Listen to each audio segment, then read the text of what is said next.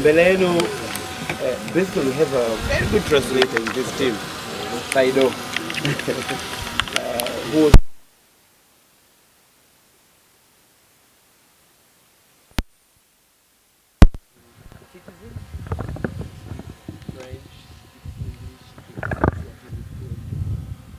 translate after 5 minutes or so. So, and he scores goals. Yeah.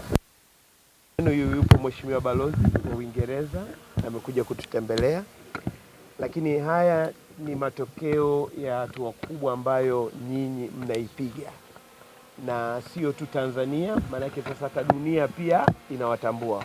Kwa kweli ni jambo ambalo kwanza tumpigie makofi, lakini na sisi wote kwa pamoja.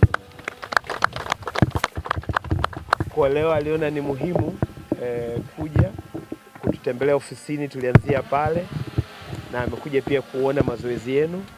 Tumeongea naye mambo mengi sana, maendeleo ya soka ya vijana, lakini maendeleo ya timu yetu ya wakubwa kwenye upande wa kubadilishana ujuzi na kuongeza ubora wa timu yetu. Na hili najirudia tena kwamba inatokana na juhudi yenu kubwa mnayoifanya.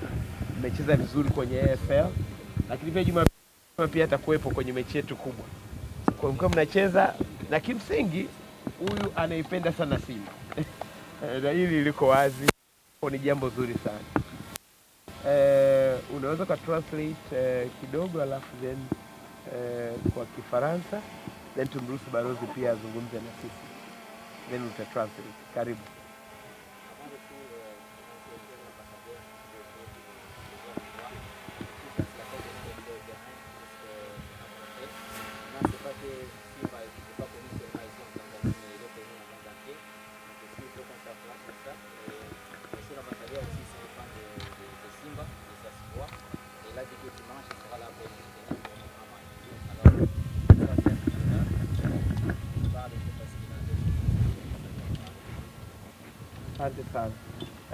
Ambassador, do you wish to say something, Your Highness? Okay.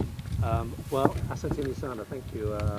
Nimefurahi hapa leo kutembelea klabu ya Simba Sports Club. Kiswahili changu si nzuri sana, so I will speak in English. I'm sorry. I do not have your wonderful linguistic skills. But I am very privileged, feel very privileged to be here at such an exciting time for a growing, important African club. These days are important for the growth of Africa, and within that, the growth of African football within world football, I think, is exciting, important, and we should all be supporting it in different ways. And this club, Simba Sports Club, is one of the leading African clubs, one of the clubs that more and more people are talking about and getting to know outside of Africa.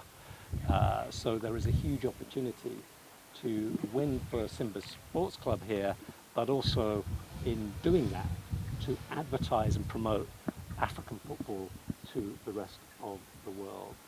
So I wish you every success this season. I have to be impartial. I will be visiting YANGA, the big rivals. I will say the same to them. I think if both clubs do really, really well in the regional contests, that is good for Tanzania, but good for African football, and we should, all of us, get behind that. So thank you very much for allowing me to see your training session this morning and spend a few minutes with you. Asanteni sana. Thank you.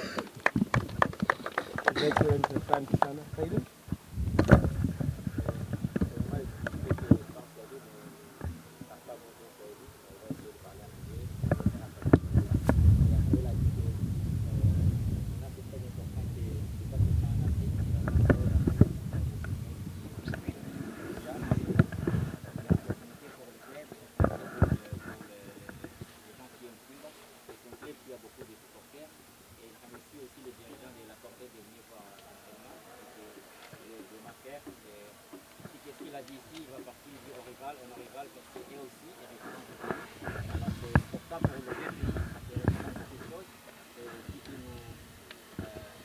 Asante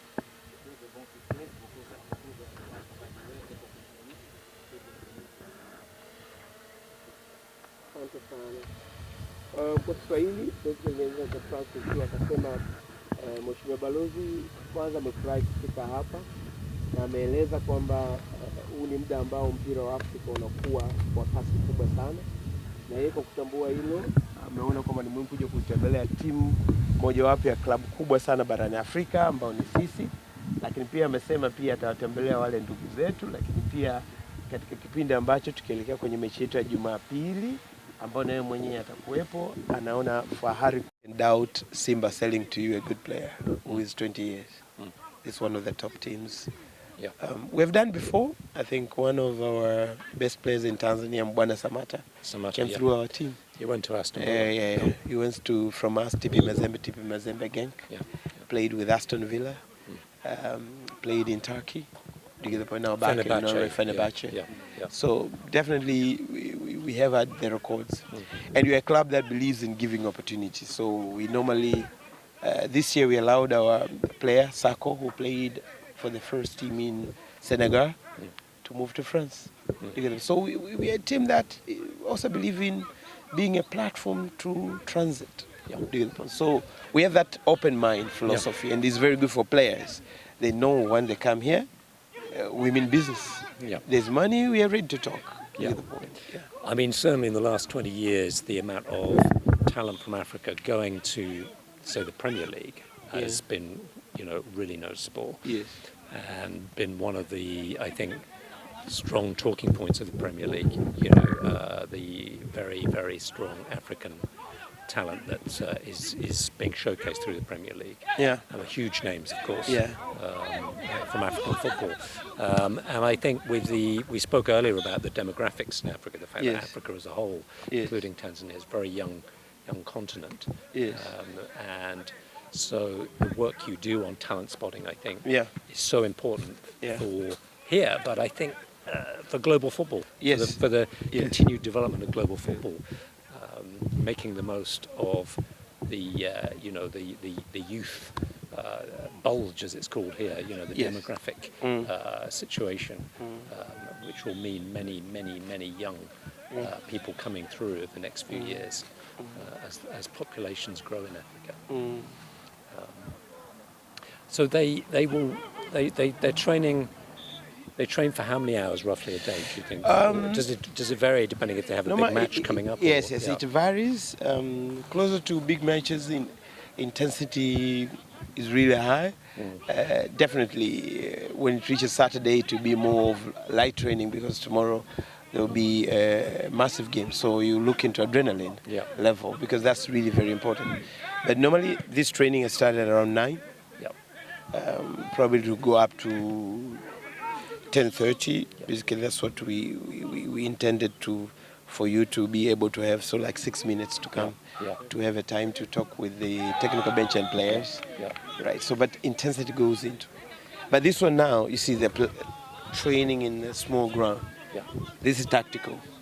How can you play in a small space with no time on the ball? With no time in the ball. Because this is a pressing kind of a game.